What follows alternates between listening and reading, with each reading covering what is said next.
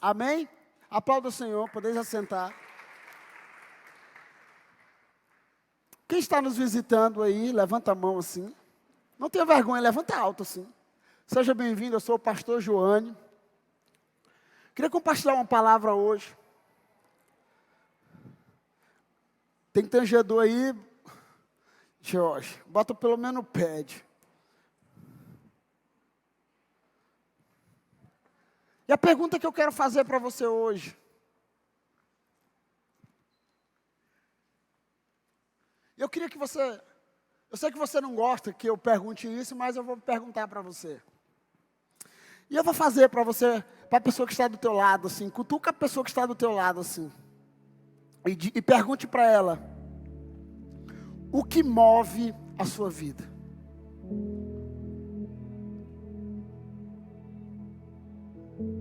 Pergunte de novo assim. O que move a sua vida? O que te faz levantar na segunda-feira pela manhã?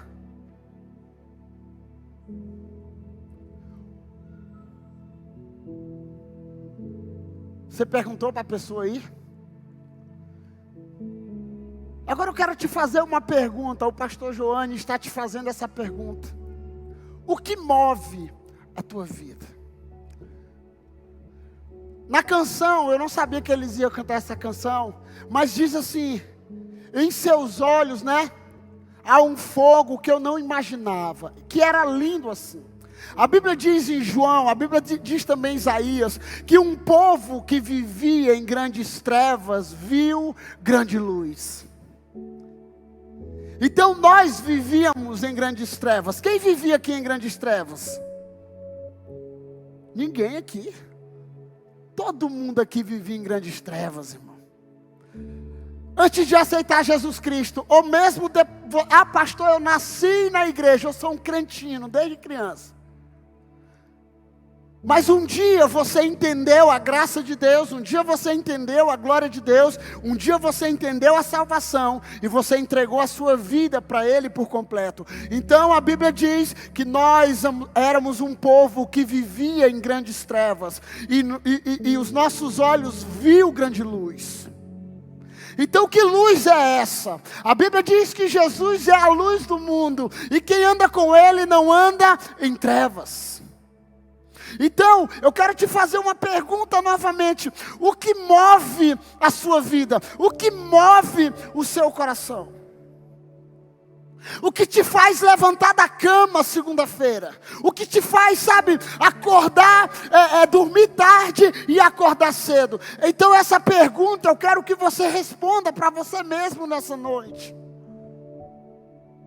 Um dia nós estávamos conversando, nós saímos para um lugar, eu, a minha esposa e outros casais, e do nada eu encontrei um casal de longe, e ele começou a falar, eu sou da Nova Aliança, eu falei, e nós estávamos em outro estado, olha só, nós estávamos em outro estado, e a pessoa falou, eu sou da Nova Aliança, em uma cidade, eu falei, que massa, eu sou o pastor Joane, ele falou, conheço o senhor dos vídeos, e nós começamos a conversar, e começamos a falar de outros assuntos que não era da igreja, né, negócio daquele filme interestelar, um negócio muito doido.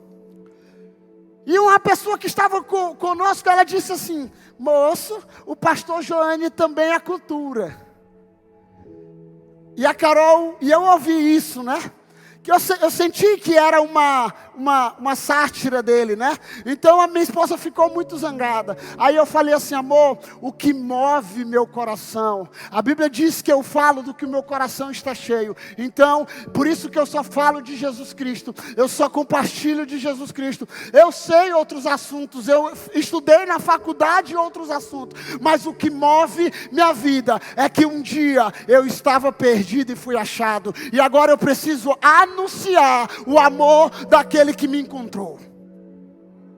Então eu te pergunto hoje, o que move o teu coração? Tem muita gente que o seu coração é movido pelo dinheiro. Outros, o seu coração é movido pela profissão. Outros, o que move o seu coração é a fama. Outros, o que move o seu coração é que as pessoas vivem paparicando ele ou levantando a moral dele. Mas essa noite eu quero te fazer com que você entenda: o que move o teu coração precisa ser a mesma coisa que move o coração de Deus. E você sabe o que move o coração de Deus, irmão?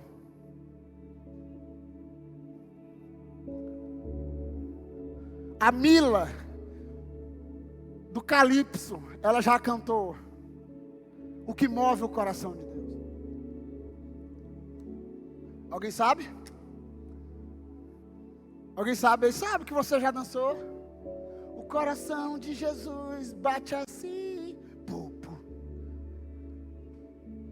O coração de Jesus, ele bate pelo perdido.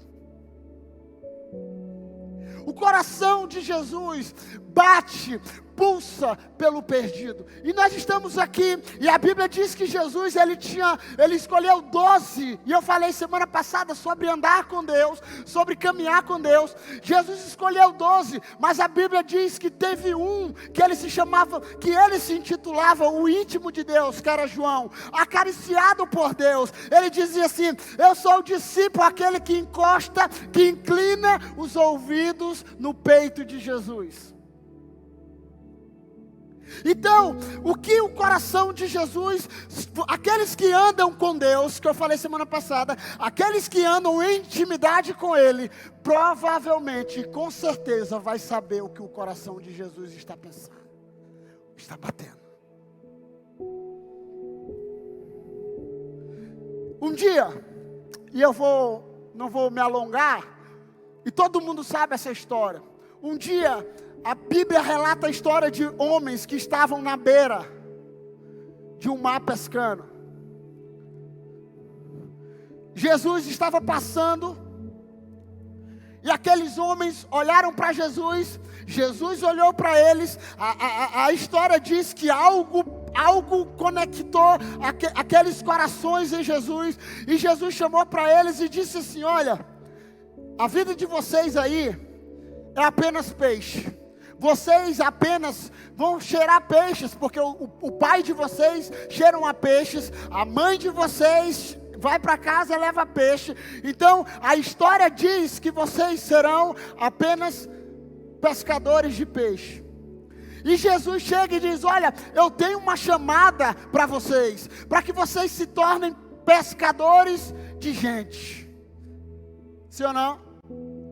Pescadores de alma. A Bíblia diz que logo um pula e diz: eu quero ir, eu quero ir, eu quero ir. A Bíblia diz que Pedro era o cara mais impetuoso, Pedro era o cara mais agoniado. Eu acredito que ele parecia comigo, ou eu pareço com ele, né? Aí Pedro diz: eu vou. Jesus um dia está sentado na mesa e diz: Pedro, um dia Jesus está na multidão, e Jesus fala: olha, vocês, todo mundo pode sair aqui, que vocês estão atrás de mim só por causa da comida, vocês estão aqui comigo só por causa da bebida, vocês estão aqui só por causa dos milagres. Aí Pedro diz assim: Senhor, para onde é que nós vamos? Se só tu tens a palavra de vida eterna, para onde é que nós vamos? Tu és o cara. Aí Jesus olha para Pedro e diz: isso, Pedro, não foi nem carne, mas foi o Espírito que te revelou. E sobre essa pedra eu vou edificar a minha igreja, e as portas do inferno não vai prevalecer contra ela. Então você é rocha. A Bíblia diz, eu gostaria que você abrisse aí, não tem um data show, mas você vai ler aí, João 21, 15 a 20.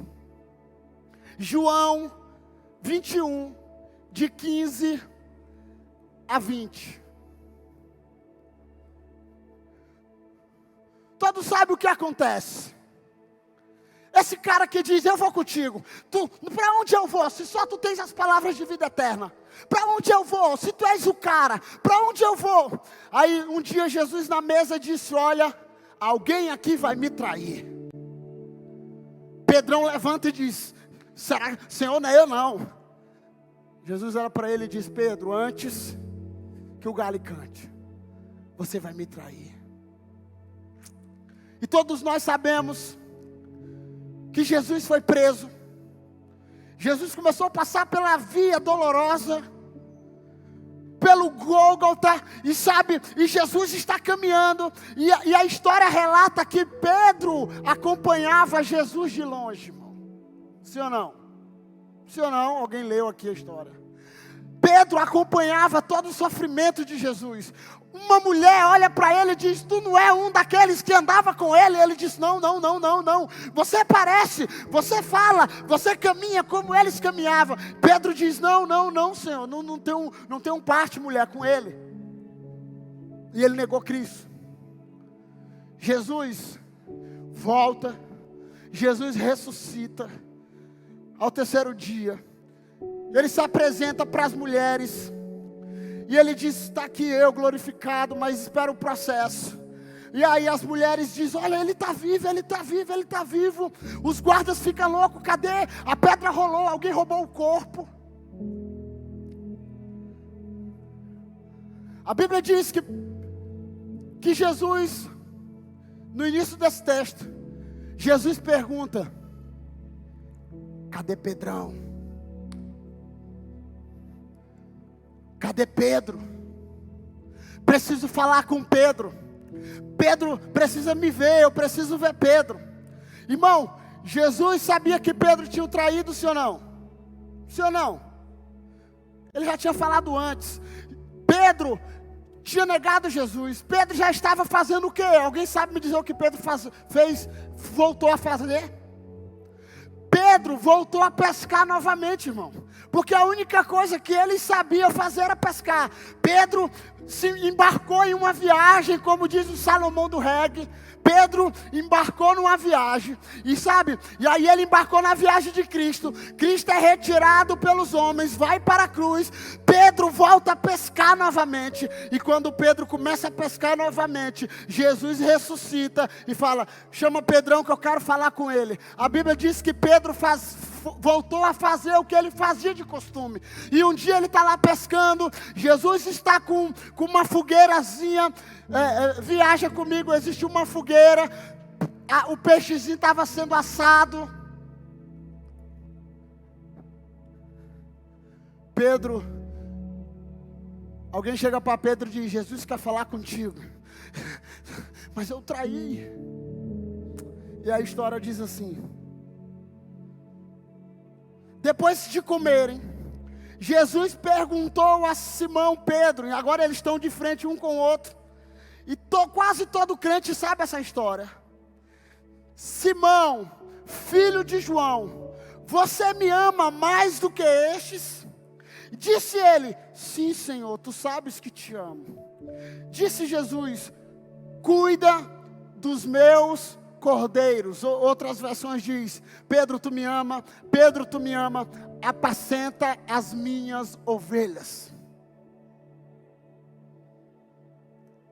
Senhor, tu sabes que te amo. Disse Jesus: pastorei as minhas ovelhas. Pela terceira vez ele disse: Simão, filho de João, você me ama? Pedro ficou magoado, porque Jesus lhe havia perguntado pela terceira vez: você me ama? E ele disse: Senhor, tu sabes todas as coisas e sabes que te amo. Disse-lhe Jesus: cuide das minhas ovelhas. Digo a verdade, quando você era mais jovem, vestia-se e ia para onde queria. Mas quando for velho, estenderá as mãos e outra pessoa o vestirá e o levará para onde você o desejar ir. Jesus disse isso para indicar o tipo de morte com a qual Pedro iria glorificar a Deus. Ele é um mártir. Então lhe disse: siga-me. Pedro voltou-se e viu que os discípulos a quem Jesus amava o seguia. Este era aquele que estivera ao lado de Jesus durante a ceia, perguntando: Senhor, quem irá te trair? Então Jesus sabia que Pedro tinha negado ele. Mas sabe, quando Jesus ressuscita, ele vai a Pedro e diz: Pedro, lembra daquela chamada que eu te fiz lá na beira daquele lagozinho, daquele rio, daquele negócio lá. Lembra, Pedro, que eu falei para ti que tu ia ser pescador de gente, que tu ia pescar pessoas. Lembro. Continua de pé a chamada, cara. A minha chamada sobre a tua vida continua de pé. Você quer viver isso? Aí Jesus entra numa conversa com ele. E quem conhece, eu não vou falar sobre isso. Ele diz assim: Pedro, o amor que tu tem por mim é o amor filéu ou o amor ágape? Porque o amor filéu era o amor de amizade. E Jesus pergunta para ele novamente: Pedro, o amor que você sente por mim é o amor de amizade? Ou é o amor que tudo suporta agora? O ágape, o agapau. Ele diz: Senhor, tu sabes que eu te amo. Tu sabes que eu te amo. Tu sabes que agora eu não vou te trair mais. E aí Jesus diz para Pedro: agora vai e apacenta as minhas ovelhas. E o que eu quero dizer contigo hoje? Que todo aquele que Jesus o chamou para fazer discípulos de todas as nações. Ah, pastor, mas eu não me identifico. A minha área é o louvor, pastor. Eu sei, irmãos, que tem gente aqui que tem um dom predominante, ok? Tem gente que ele tem, o dom dele é predominante. Talvez ele nunca vai subir num púlpito aqui e pregar. Talvez ele não vai tocar essa bateria, porque ele não sabe, ele não treinou como eu. Mas sabe de uma coisa? Eu comecei fazendo uma pergunta: o que move o teu coração? E a boca fala o que o coração está cheio. E eu te faço uma pergunta: o que o seu coração está cheio? O que move você na segunda-feira? E sabe de uma coisa? Isaías, um dia, ele começa a falar. Isaías era um profeta messiânico. Ele profetizava a volta de Cristo, a vinda de Cristo sobre a terra. E Isaías 61, de 1 a 3, diz assim: o Espírito do Soberano, o Senhor, está sobre mim, porque o Senhor ungiu-me para levar as boas notícias aos pobres, enviou-me para cuidar dos que estão com o coração quebrantado, anunciar liberdade aos cativos e a libertação das trevas aos prisioneiros, para proclamar o ano da bondade do Senhor e o dia da vingança do nosso Deus, para consolar todos os que andam tristes e dar a todos os que choram em Sião uma bela coroa em vez de cinzas, o óleo de alegria em vez de pranto e o manto de louvor em vez de espírito deprimido. Eles serão chamados carvalhos de justiça, plantio do Senhor, para manifestação da sua glória.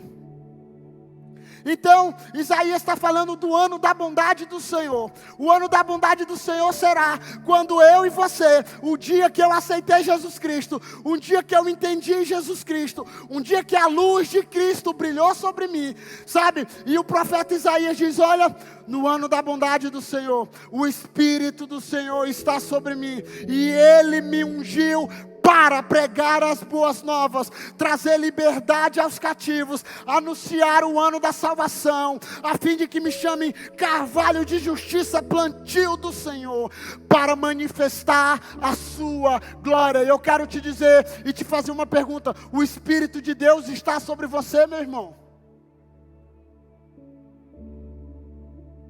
O Espírito de Deus está sobre você?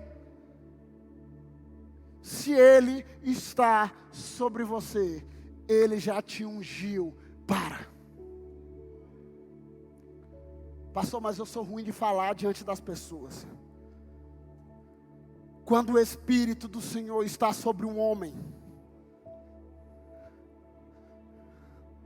havia uma história dizendo assim: quem é digno de abrir o selo? Quem é digno de abrir o livro? Quem é digno? Quem é digno, irmão? Quem é digno? Não existia ninguém digno. Mas o dia que Jesus se levantou diante do sinédrio, diante da igreja local, qual foi o texto que Jesus leu? Alguém lembra? Alguém lembra? O texto que Jesus leu foi esse: o Espírito do Senhor está sobre mim,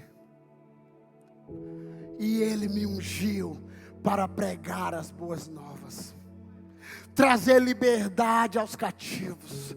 Aquele que era digno de abrir o livro, aquele que era digno de abrir o selo, Ele manifestou a glória, e Ele disse isso, Lucas 4,18, que o Espírito de Deus estava sobre Ele, que o Espírito de Deus estava sobre Jesus Cristo, para pregar as boas novas.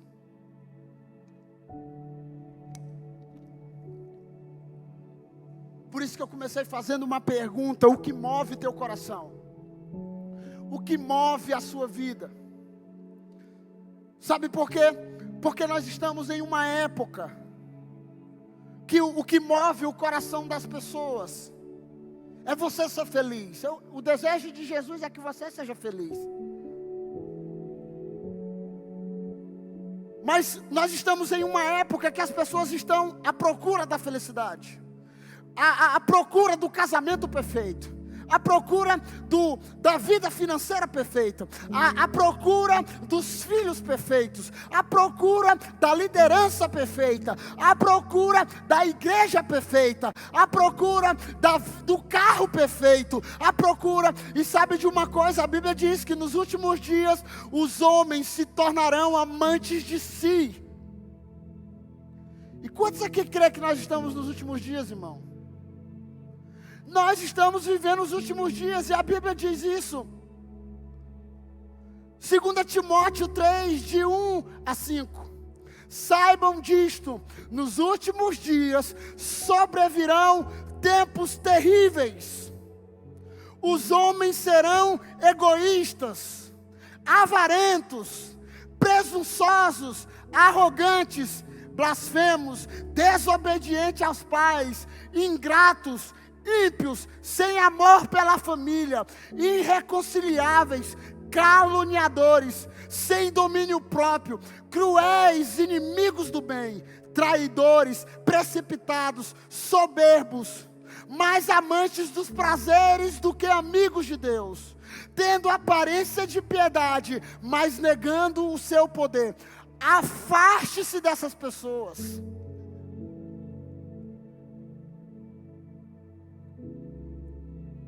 Quantos aqui creem que nós estamos vivendo os últimos dias, querido? Alguém aqui? Existe uma frase, e eu quero que você pegue ela. Todo cristão, diga todo cristão, diga todo cristão, diga forte para a pessoa que está ao teu lado: todo cristão ou é um missionário, ou é um impostor. Charles Spurgeon, o príncipe dos pregadores. Todo cristão, quantos aqui são cristãos? Ou você é um missionário, aonde você está, seja na faculdade, seja na escola, seja no trabalho, seja na rua, seja na fila do banco, seja em qualquer lugar, ou você é um missionário, ou você é um impostor. E sabe o que é que acontece? É que tem muita gente que é o agente James Bond na escola. Que é isso, pastor? É aquele que quando você vê alguém chorando, ele fica: eu tenho um pão para essa pessoa, mas eu não posso dar aqui. Por que não pode dar? Porque ele não pode saber que eu sou crente. Não pode saber que eu conheço Cristo. Outra frase que eu quero deixar para vocês aqui é: o evangelismo. Diga, o evangelismo. Diga alto: um evangelismo é um mendigo contando a outro mendigo onde encontrou pão. Então, você é o evangelista, você é um missionário, você é um pastor aonde Deus te planta, meu irmão, aonde Deus te coloca. Você precisa proclamar essa luz, você precisa proclamar essa glória, você precisa proclamar a bondade do Senhor sobre a vida das pessoas. Sabe por quê? Porque você encontrou pão, sabe? Betel, a casa do pão, você encontrou pão, e sabe, você era um mendigo que encontrou pão, e evangelismo é você mostrando para outro mendigo aonde encontrou pão. Eu ia dizer um nome pior, mas eu não vou dizer não em honra a você.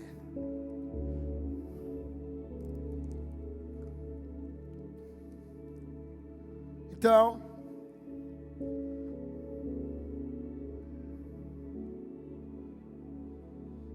nós precisamos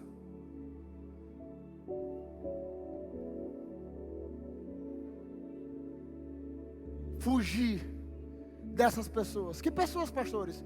Dos arrogantes, dos avarentos. Meu irmão, e aqui no nosso meio tem? Tem, irmão? Tem alguém avarento? Você conhece alguém avarento?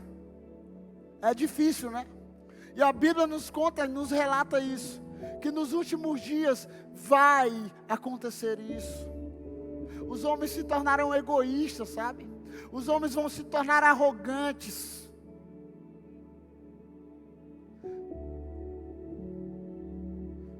O importante é que eu esteja bem. Se te faz feliz, faça. Assinado Satanás. Porque o homem está à busca dessa felicidade. O homem está à busca desse prazer, sabe, da satisfação pessoal. Mas sabe de uma coisa? Deus quer te usar como um missionário, aonde você estiver. Deus quer te usar como um presbítero, aonde você estiver. Deus te ungiu. Pastor, eu não sei cantar, eu não sei pregar, eu não sei ministrar louvor, eu não sei nem falar de nada. Sabe de uma coisa? Fale daquilo que te tocou. Fale daquele dia que você teve um encontro que nem você entende com a glória de Deus. Fale daquilo que o seu coração queima. Então, se o seu coração queima por Jesus, você vai saber falar de Jesus, meu irmão.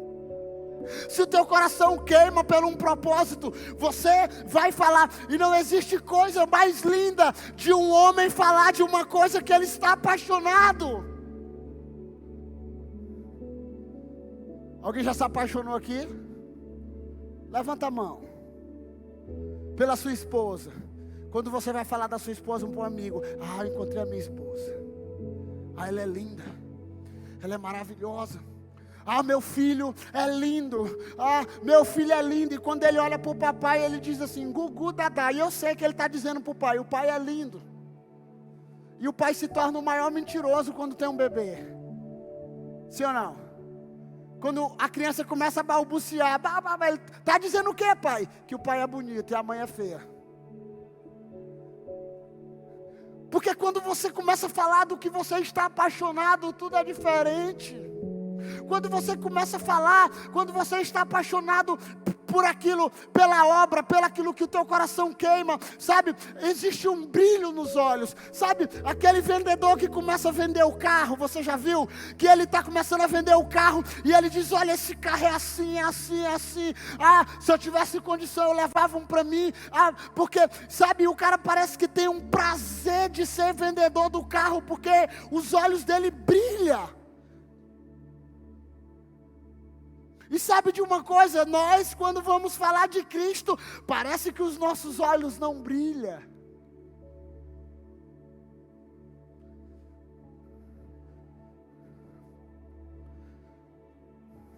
Sabe qual é a minha oração, Aliança Jovem?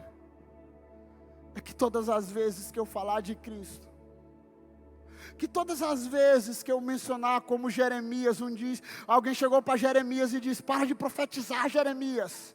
Para de pregar, Jeremias. Tu está bêbado, Jeremias. Tu está profetizando da carne, Jeremias. Ele diz assim: eu até tentei parar, mas todas as vezes que eu mencionava o seu nome, o nome de Deus, era como se um fogo queimasse dentro de mim. Eu não consigo controlar essa chama.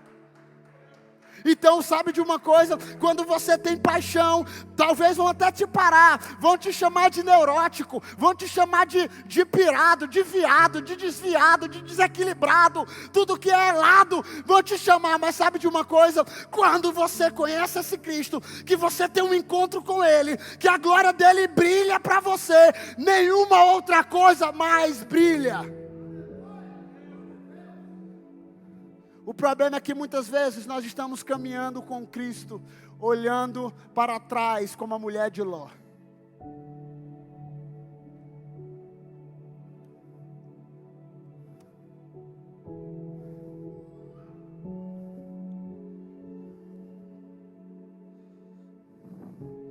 Primeira Pedro 5.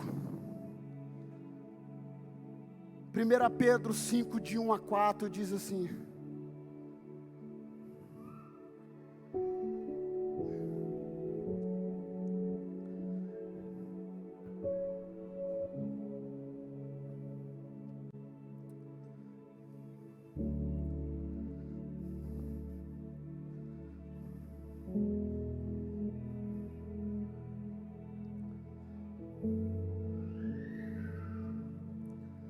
alguém já foi em algum restaurante aqui, aqueles restaurantes mais chiques? Alguém? Levanta a mão. Não tem vergonha de dizer não, não tem falsa humildade de dizer que não. Foi? Outback, Coco Bambu. Now. Quem já foi? Levanta a mão. Oh, aleluia.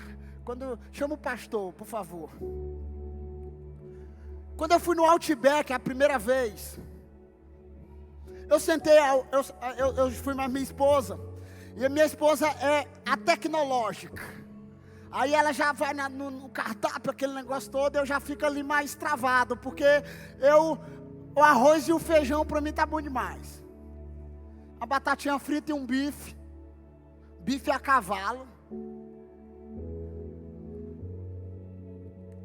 Eu sentei, e veio uma moça. E ela sentou do nosso lado assim, ela sentou do lado da minha esposa, e ela diz: olha, aqui é o Outback, seja bem-vinda ao Outback, você já veio alguma outra vez? Eu quero dizer para você que eu estou aqui disponível para você, meu nome é tal, eu quero atendê-los vocês com todo o meu carinho. E a mulher começou assim nos tratar com tanta. E aí ela disse assim: olha, aqui vocês é a primeira vez, aqui o prato que mais sai é a costela, que não sei o que, aquela cebola bonita, e pá. E eu pedi um prato, minha esposa pediu outro, a gente comeu. Aí no final ela disse assim: olha, vocês que avaliam o nosso atendimento, se vocês quiserem dar os 10%, tudo bem. Mas se vocês não quiserem também, tudo bem. Meu irmão, olha aqui para mim. Tem como não dar os 10% para uma pessoa dessa, meu irmão? Mesmo que você não tenha, você dá. Sabe por quê? Porque havia um brilho nos olhos. A última vez que eu fui em São Paulo, me mandaram um voo louco, eu ia para São Luís, me jogaram para São Paulo. E aí eu tive que ir para São Paulo, para vir para São Luís, para ir para Tapecuru-Mirim pregar. E eu fui no Outback.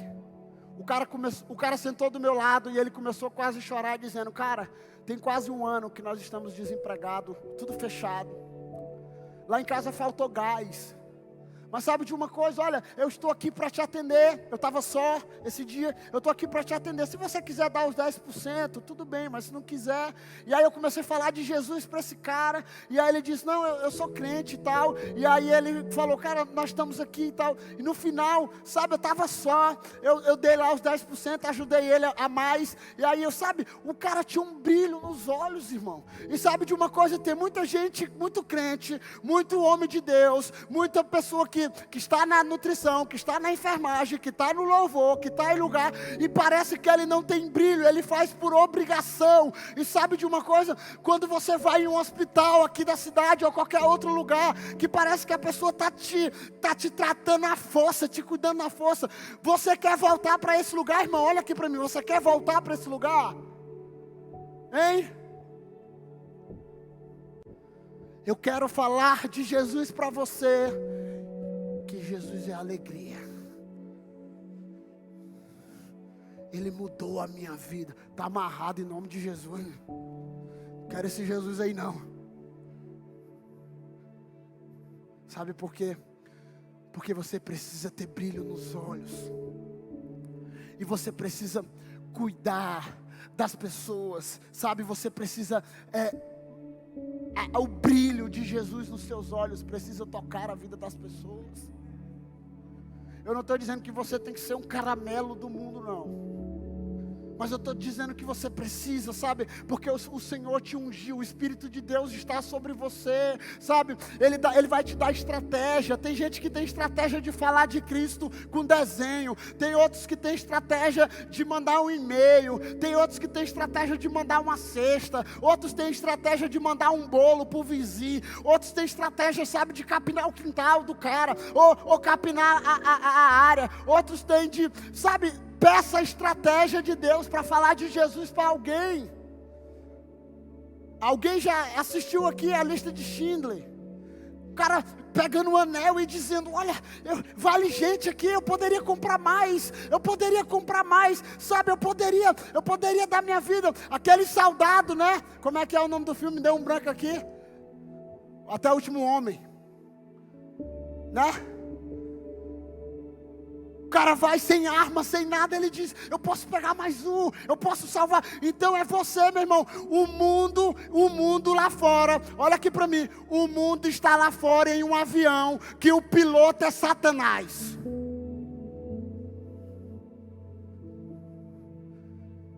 E sabe o que é que eles estão fazendo? Eles estão fazendo a mesma coisa que o Bin Laden mandou fazer no World Trade Center.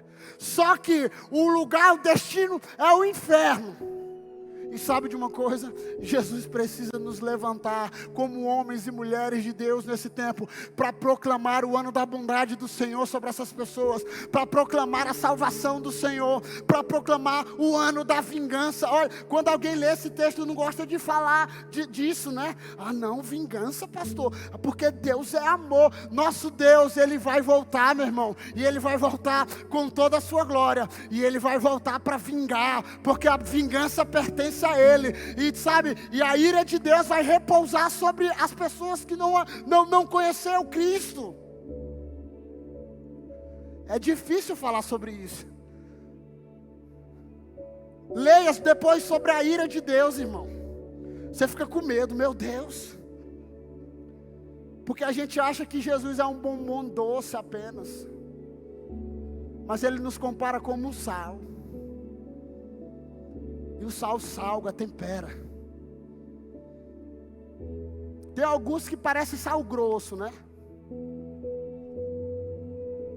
Mas sabe de uma coisa? Quantos aqui creem que o Espírito de Deus está sobre você?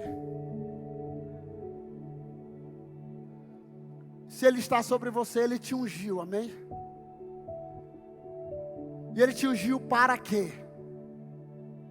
Você precisa descobrir por que o seu coração se move.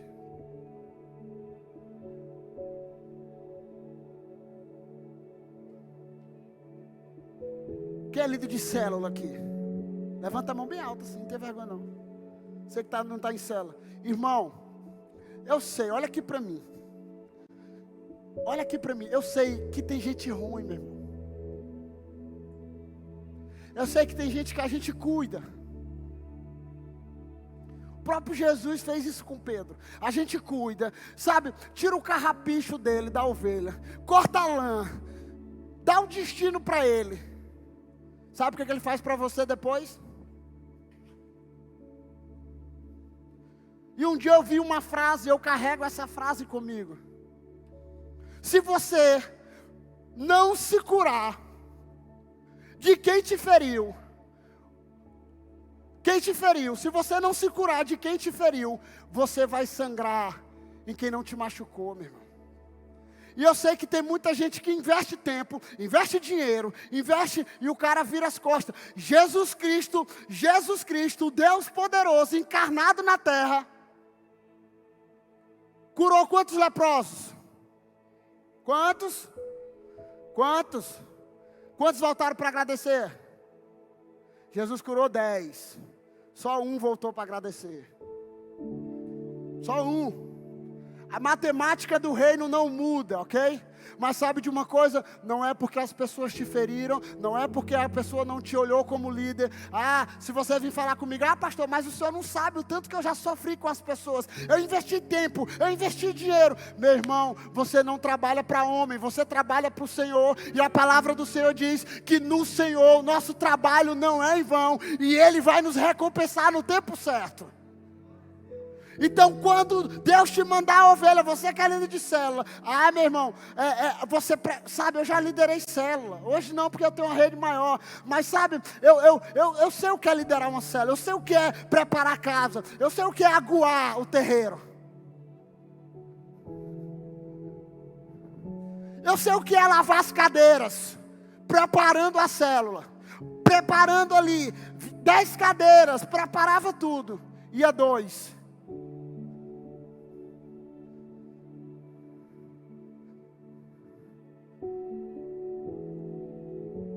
Mas sabe de uma coisa? Nós não trabalhamos para o homem. E que quando o Espírito Santo de Deus repousa sobre nós, se você canta assim, estou apaixonado, yeah, estou apaixonado por ti, Senhor. Toda paixão, diga, toda paixão por Jesus precisa gerar compaixão pelo perdido. Se você vem dizer para mim que é apaixonado por Jesus, mas não cuida de gente, não quer saber de gente, desconfie desse evangelho que você está vivendo, porque o evangelho de Jesus, o coração de Jesus bate pelo perdido. Não, pastor, mas eu gosto de ficar aqui, o Tony, eu gosto de ficar só na câmera. Porque lá eu prego o evangelho para as redes, para o mundo todo, não é, Tony? Não, meu irmão. Alguém já ouviu isso? Eu gosto de trabalhar nos bastidores. Que bastidor, irmão? Na Bíblia, Jesus nunca chamou alguém que estava desocupado. Você viu Jesus chamando alguém que estava debaixo da árvore? Na rede, com água de coco, na beira da praia? Tem alguém na história da Bíblia que não estava fazendo nada? Jesus diz, bora comigo aí, menino, tu não está fazendo nada, tem alguém?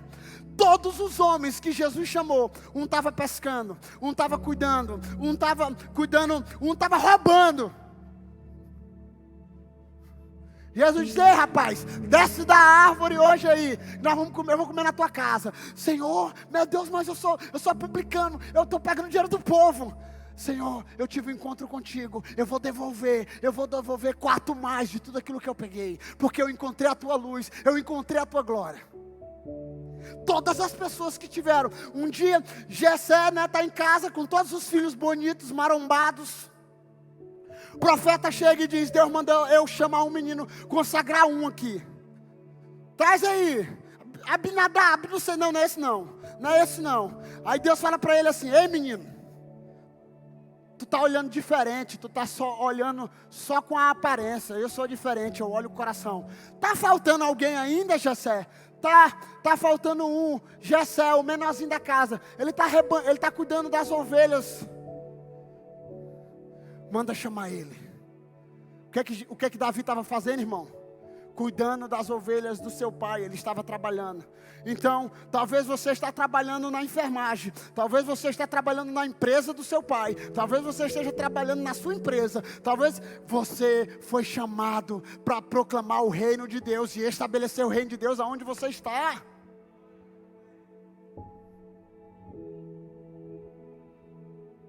pastor recebe é para isso.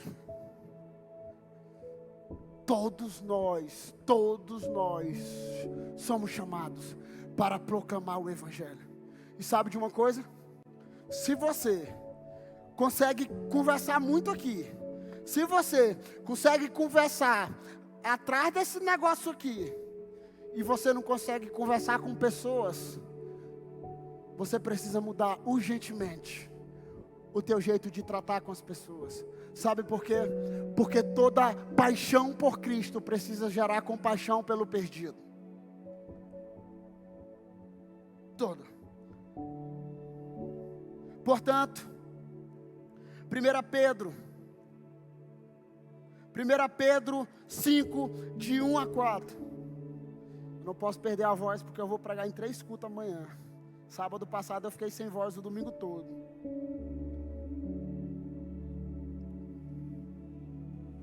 1 Pedro 5, de 1 a 4. Portanto, apelo para os presbíteros que há entre vocês, e os faço na qualidade de presbítero, como eles, e testemunha dos seus sofrimentos de Cristo, como alguém que participará da glória a ser revelada. Leia aí, leia. Pastoreie o rebanho de Deus que está sobre os seus cuidados. Olhem por ele, não por obrigação, mas de livre vontade, como Deus quer. Não faça isso por ganância, mas com o desejo de servir.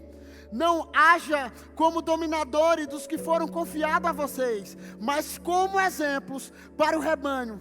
Quando se manifestar o supremo poder, vocês receberão a imperecível coroa da glória. Então o apóstolo Paulo está dizendo, olha, cuide do rebanho. Imagine, irmão, domingo, sábado, eu vou pregar amanhã no 3 cultos, e eu estou pregando hoje para você. Imagine se eu ficasse o dia em casa hoje, despreocupado, sem pegar na Bíblia, sem orar, sem fazer nada. Eu estava cuidando do rebanho, que é você que veio hoje a esse lugar. E nós não somos movidos por pessoas ou por uma igreja lotada. Sabe como é que eu comecei meu ministério, irmão? Eu comecei meu ministério pregando nas ruas dessa cidade. Feito doido. Gritando. Nas praças. Então, números de pessoas não me movem. Eu já preguei num congresso com 3.500 jovens. Como eu prego num culto aqui um dia que nós fizemos no início dessa reforma, com playback. Sabe por quê? Porque nós precisamos entender que o Evangelho precisa empolgar nós. Sabe, as pessoas dão trabalho sim, mas sabe de uma coisa, não existe coisas maiores do que quando você vê alguém e diz assim, pastor, eu dei trabalho demais, eu sei, mas eu vou casar. Pastor, Deus me levantou, Deus falou comigo, eu vou ser pastor. Não existe coisa, sabe? Isso é o que refrigera a nossa vida. Sabe, quando alguém que você deu a vida ali, cuidou dele, e que você vê ele, sabe qual é uma das características dos líderes? É se tornar inútil, irmão. Porque a Bíblia diz, Jesus disse, olha, vocês vão fazer coisas maiores do que eu. Sabe quem foi? Foi Jesus. Jesus poderia dizer, ei, a glória é toda minha. Só eu. Vocês vão fazer. Vocês nunca serão maior que eu, mas vocês vão fazer coisas maiores. E sabe, você que é líder, você que trabalha, você que serve. Eu sei que existem pessoas que machucam a gente, irmão. Eu sei que tem gente que machuca a gente. Tem gente que fala besteira. Tem gente que compara. Eu sei disso, mas sabe de uma coisa? Eu elevo os meus olhos para o monte de onde vem o meu socorro. O meu socorro não vem dos homens. O meu socorro vem dos céus, do Senhor, que fez os céus e a terra. E sabe de uma coisa? E quando você começa a cuidar de gente, né, segunda? Tem dia que a gente vai na célula e diz, não vem ninguém, nós preparamos o lanche. Irmão, eu sei o que é liderar uma célula. A gente prepara o lanche. Faz a mesa, põe um bolo, compra um bolo de R$10. Aí o cara, não vou na célula hoje. O outro. Aí o outro liga, ou ele põe no grupo assim, olha líder, eu quero dizer que eu não vou na célula hoje. O outro já não queria ir, ele falou, eu não vou também não. Mas olha aqui para mim, por trás tem alguém que preparou a mesa, irmão. E você precisa honrar essas pessoas. Imagine, irmãos, tem mais ou menos um mês que nós estamos nessa pegada aqui, de manhã, à tarde e à noite, para melhorar o culto aqui. O nosso telão de LED está ali, ó. Chegou de fora, está ali bonito. A primeira, o altar até aumentou. Ai. Aumentaram ele, era para deixar mais baixo, senão o pastor não aguenta mais. Está aí, irmão. Sabe por quê? Para não fazer a obra de Deus relaxadamente, mas isso daí é o de menos. Sabe por quê? Porque a minha preocupação é a sua vida. A sua vida. A Bíblia diz que a tua vida vale mais do que o mundo inteiro, vale mais do que esse templo, do que esse altar, do que tudo isso daqui. Mas sabe de uma coisa? Não cuide e trate da obra de Deus relaxadamente.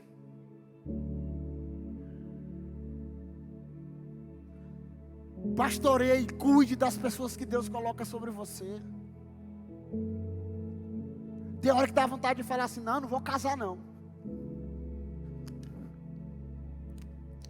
Ou tem gente que chega bem assim, ó. Pastor, o senhor não sabe, mas o senhor vai me casar. Eu falei, que dia? Pastor, é porque a festa, eu me preocupei com a lua de mel, mas aí tu esqueceu do pastor que vai te casar. Eu tenho uma notícia boa para ti. Tu vai ter que procurar outro pastor, porque eu vou estar fazendo outro casamento de alguém que me procurou há 6 meses atrás. O pastor me feriu. O pastor me machucou. Estou ferido, vou sair da igreja. Aí no outro final de semana está lá ele, Renês. A Renês, a policial, vai fazer uma ronda lá, acha o cara. Rapaz, meu cabo estava na igreja semana passada, pastor. Ele se feriu com o pastor, porque o pastor não casou ele. Aí chega os protetores dos indefesos. Pastor, fulano de tal não está aqui na igreja porque o senhor não casou ele. Foi mesmo. Tu sabe a história, menino, toda? Deixa eu te contar um pouco aqui da história. Então, ninguém trata da obra de Deus relaxadamente, irmão. E sabe de uma coisa, quem me conhece sabe, eu não trato a obra de Deus relaxado. Eu brinco, eu sou um cara que ri, eu conto história, mas as coisas de Deus eu levo a sério. Então você precisa levar Deus a sério. Cuide do rebanho, cuide das pessoas que Deus está colocando sobre a sua mão. Cuide, meu irmão. Sabe porque Jesus um dia vai perguntar, quando Ele voltar na sua glória, Ele vai, o que tu fez? O que foi que tu fez, segundo? O segundo vai dizer, está aqui, Senhor.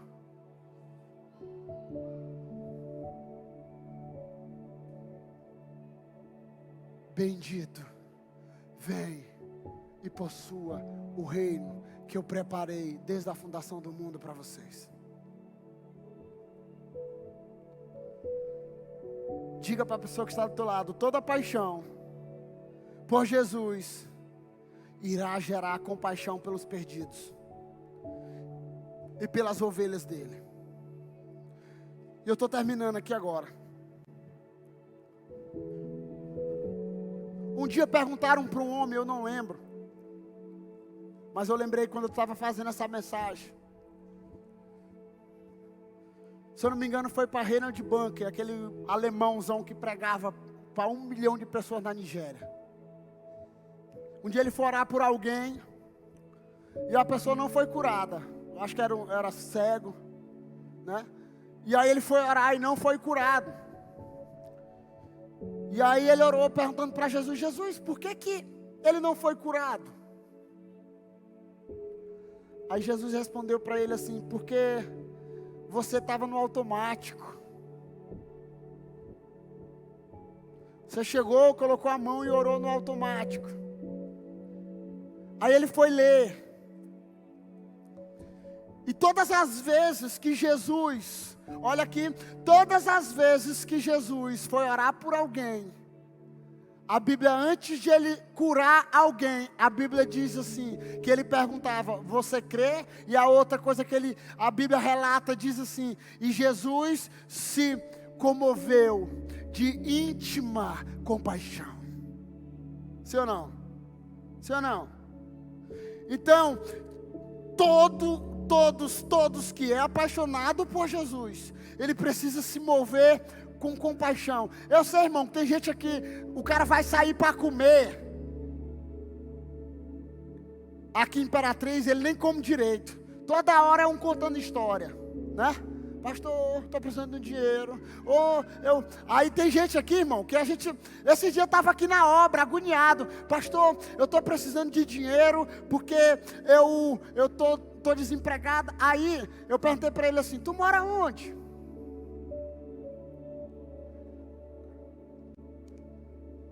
Eu moro no Jussara. Aí eu falei: opa, deu certo. Eu só morei a vida toda no Jussara. Tu mora em qual rua no Jussara?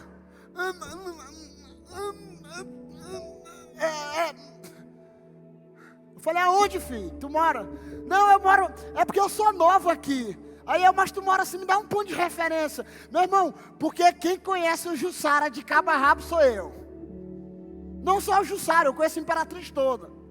Eu entendi bem aqui, minha esposa fala: oxente, amor, tu conhece daí? O Renê deve conhecer mais ainda. Mas sabe de uma coisa? A gente é toda hora levado a ser enganado, irmão. E o inimigo fala assim, aí começa a colocar dentro da gente: tem misericórdia não, pastor. Tem misericórdia não. Não, o cara bem aí vai usar é crack, né? A gente não está assim agora? É verdade, irmão. Não, o cara está usando... Vou dar meu dinheiro não. É claro, tem alguns casos. Quer comer, meu irmão? Vai comer. Como pode comer aí? Não, eu quero levar. Não, não leva não. Senão eu levo para casa. Porque a gente trabalha com centro de recuperação aqui. Mas sabe de uma coisa? Perguntei pro cara, o cara não sabia onde era o Jussara, ele não sabia onde era o clube do Jussara, ele não sabia onde era a Antiga Brother, ele não sabia onde é a escola maçonaria, então ele não conhece o Jussara. Ele queria me enganar.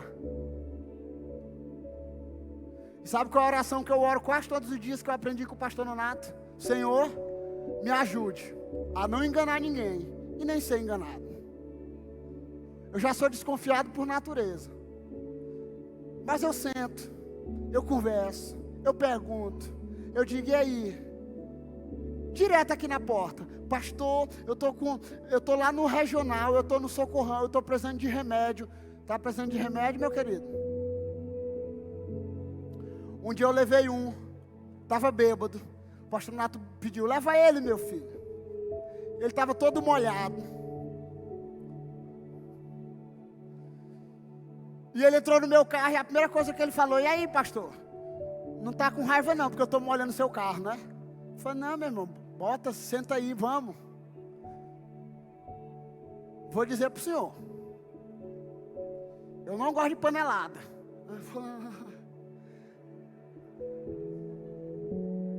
Ainda está escolhendo, ó. Eu falei: tu gosta de quê, amado? Assada de panela, ou uma galinha caipira? Matias, todo mundo sabe que é o Matias aqui. Eu falei: vamos, Matias. Eu levei ele num banco de panelada e falei: irmão, tem tem assada aí? Tem, dá para esse rapaz aqui. Nós somos levados a todos os dias a ser enganados nas ruas. Mas, irmão, olha aqui para mim. A Bíblia diz: quem dá ao pobre, empresta a Deus, independente do que Ele vai fazer com dinheiro lá fora, é o seu papel, diga assim, é o meu papel, diga, é o meu papel, ajudar, mesmo que Ele te engane, Ele vai se ver com Deus, mas nós precisamos dar esmola. A Bíblia diz que quem dá ao pobre, empresta a Deus. Então todas as vezes que Jesus ia falar com as pessoas, Mateus 20-34. Jesus teve compaixão deles e tocou nos olhos deles. Imediatamente eles recuperaram a visão e o seguiram.